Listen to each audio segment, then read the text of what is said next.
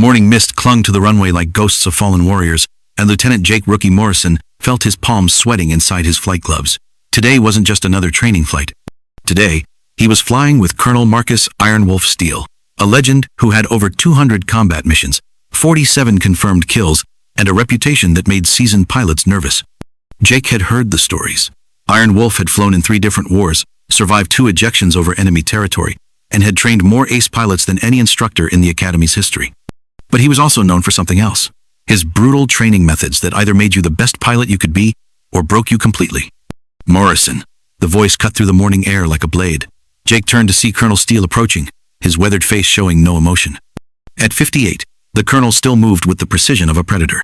His gray hair buzzed military short, and his ice blue eyes seemed to see right through you. "Sir," Jake snapped to attention. "Relax, kid. Save the formality for the ground crew." Steele's voice was gravelly, worn by years of shouting over jet engines. "Today, you're going to learn what it really means to be a fighter pilot. Not the book stuff they taught you in flight school. The real stuff." Jake nodded, trying to hide his nervousness. He'd been top of his class, had perfect scores on all his simulations, and had already logged over 300 hours in training aircraft. But something in the colonel's tone suggested that none of that mattered today. "Sir, what kind of exercise are we running?" Jake asked as they walked toward the 2 F-16 Fighting Falcons waiting on the tarmac. Steele stopped walking and turned to face him. "Dogfighting. Old school. No computers, no fancy targeting systems. Just you, me, and instinct." A thin smile crossed his lips. "Think you can handle that, hotshot?" The way he said hotshot made Jake's stomach tighten. It wasn't a compliment. In the briefing room, Colonel Steele spread out a tactical map and pointed to a designated training area over the Nevada desert. "We'll be operating in a 50 square mile box, altitude between 5,000 and 25,000 feet. Rules are simple. First one to get a solid tone on the other wins the round." Jake studied the map, noting the terrain features and boundaries. "How many rounds, sir?" "As many as it takes." Steele's eyes never left Jake's face. "I want you to understand something, Morrison. In real combat, there are no participation trophies. There's alive and there's dead. Today, I'm going to show you the difference." The colonel moved to the whiteboard and began sketching aircraft positions. "Your academy training taught you textbook maneuvers. The Immelman, the split, S, barrel rolls, all pretty and predictable. But in a real fight, pretty gets you killed." Jake leaned forward, absorbing every word. This was why he'd requested advanced combat training, to learn from the best. "You know what separates a good pilot from a dead pilot?" Steele asked, not waiting for an answer. "Unpredictability, aggression, and the willingness to do what your enemy thinks is impossible." 30 minutes later, Jake was strapped into the cockpit of his F-16, running through his pre-flight checklist with mechanical precision. The familiar routine calmed his nerves. Engine start, avionics check, control surface test, everything was green. "Rookie, you copy?" Colonel Steele's voice crackled through the radio. "Copy, Iron Wolf. All systems nominal." "Good. Remember what I told you about predictability. Don't fly like they taught you in school. Fly like your life depends on it." The 2 jets took off in formation, climbing steadily toward the training area. Jake marveled at how smoothly the colonel flew. Even in formation, there was an economy of movement, a precision that spoke of decades of experience. "All right, rookie." Steele's voice came through the headset as they reached 15,000 feet. "Let's see what you're made of. On my mark, we separate and begin. 3, 2, 1. Fights on." Jake immediately broke right, pulling hard into a climbing turn while scanning his radar for the colonel's position. Nothing. The older pilot had disappeared like a ghost. "Where are you, old man?" Jake muttered to himself, continuing his climbing spiral while keeping his head on a swivel. He knew Steele was out there somewhere, probably positioning for an attack. Then he saw it, a glint of sunlight off metal, high and to his left. The colonel had climbed above him and was now diving in for an attack. Jake immediately rolled inverted and pulled hard, the G-forces pressing him deep into his seat as he tried to evade. But Steele anticipated the move. The older pilot's jet seemed to flow like water, adjusting its attack angle effortlessly. Within seconds, Jake heard the dreaded sound, the high-pitched whine of a radar lock. "Guns, guns, guns," Steele's calm voice announced over the radio. "You're dead, rookie." The next 20 minutes were a masterclass in aerial combat, with Jake playing the role of victim. No matter what he tried, aggressive climbs, defensive spirals, high-speed dashes, Colonel Steele seemed to anticipate every move. The older pilot flew with an almost supernatural awareness, positioning his aircraft with the precision of a surgeon and the instincts of a predator. After the 4th consecutive kill, Jake was feeling frustrated and embarrassed. His academy training had made him confident, perhaps overconfident. Now he was being systematically dismantled by a pilot old enough to be his father. "Let's take a break." Steele's voice came over the radio. "Meet me at Angels 15, heading 270. The two jets reformed in level flight, flying wingtip to wingtip over the desert landscape below. Jake could see the colonel's helmet turning toward him, studying his flying. "Talk to me, rookie. What are you thinking right now?" Jake hesitated, then decided on honesty. "I'm thinking I'm not as good as I thought I was, sir." "Good. That's the first step." Steele's voice carried a note of approval. "You know what your problem is? You're flying like you're taking a test. Every move is by the book, clean and proper. But combat isn't clean, son. It's chaos." The colonel banked slightly, and Jake followed. "In Vietnam, I once had a MiG pilot come at me completely inverted, flying backward at 400 knots. According to the book, that's impossible. According to physics, it should have killed him, but it caught me so off guard that he almost got me." "What happened?" Jake asked, genuinely curious. "I learned that sometimes you have to break the rules to survive. Now, let's try something different. This time, I want you to forget everything they taught you at the academy. Don't think about proper technique or scoring points. Think about killing me before I kill you." The edge in Steele's voice made Jake's blood run cold. This wasn't just training anymore, this was personal. "Fights on!" Steele called out, and immediately Jake knew something was different. The colonel didn't disappear this time. He came straight at him, head on, in a deadly game of chicken at 500 miles per hour. Jake's training screamed at him to break off, to avoid the collision, but something in Steele's tone made him hold steady. At the last possible second, both jets rolled in opposite directions, passing within feet of each other. "Better."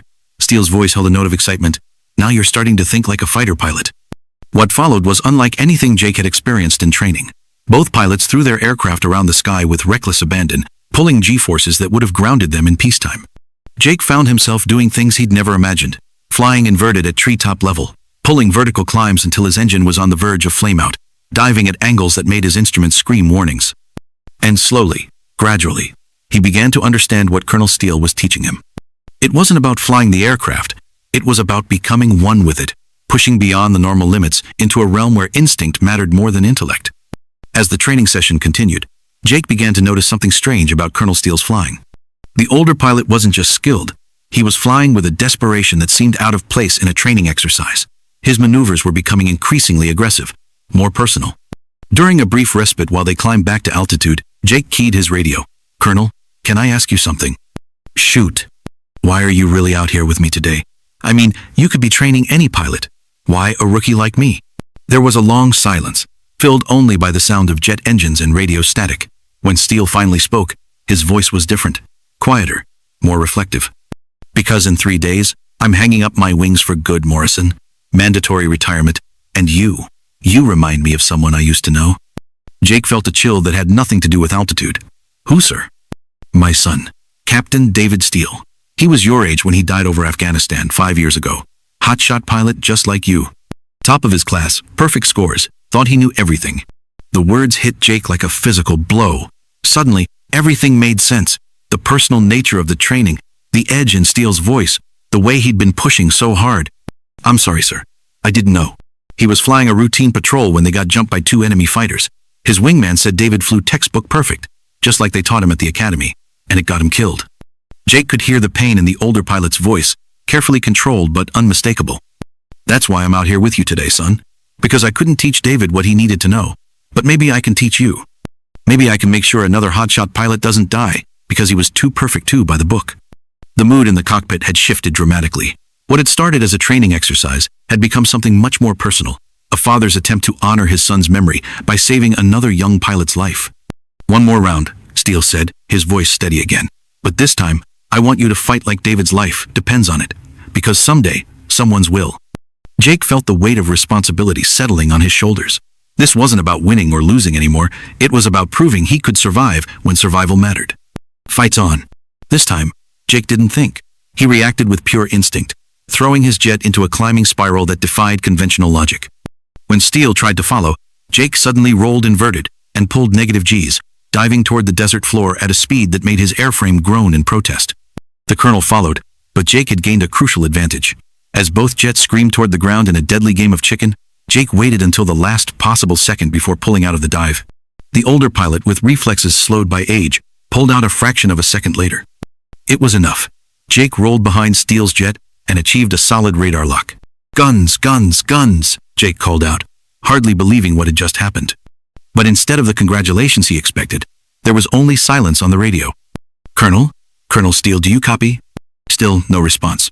Jake looked over at the other F-16 and felt his blood turn to ice. The colonel's jet was flying straight and level, but something was wrong. The canopy was fogged, and the aircraft's flight path was too steady, too perfect. "Iron Wolf, respond immediately." Jake pulled alongside the other jet and tried to look into the cockpit, but the sun glare made it impossible to see clearly. Panic rising in his throat, he reached for his emergency radio to call for help when the impossible happened. Colonel Steele's voice crackled through the headset, but it sounded different now, distant, ethereal. "Outstanding flying, rookie. You just learned the most important lesson of your career." "Sir, what's wrong?" "Your jet is—" "Listen to me carefully, son. In about 60 seconds, you're going to receive an emergency call from base. They're going to tell you that I suffered a massive heart attack shortly after we began this exercise. They're going to tell you that you've been flying formation with a dead man for the last 40 minutes. Jake's world tilted on its axis. "What? That's impossible. You've been talking to me, fighting me." "No, Jake. Everything you've heard from me in the last half hour has been your own mind, drawing on everything I taught you earlier. Your subconscious absorbed my lessons and created the voice you needed to hear. The brain does remarkable things when faced with impossible situations." The radio suddenly erupted with multiple voices. "Rookie, this is Tower Control. Emergency response is standing by. We lost Colonel Steele's vital signs 38 minutes ago. What's your status?" Jake stared at the other F-16-inch horror. The aircraft was indeed flying on autopilot, maintaining perfect course and altitude while its pilot sat motionless in the cockpit. "Oh God," Jake whispered.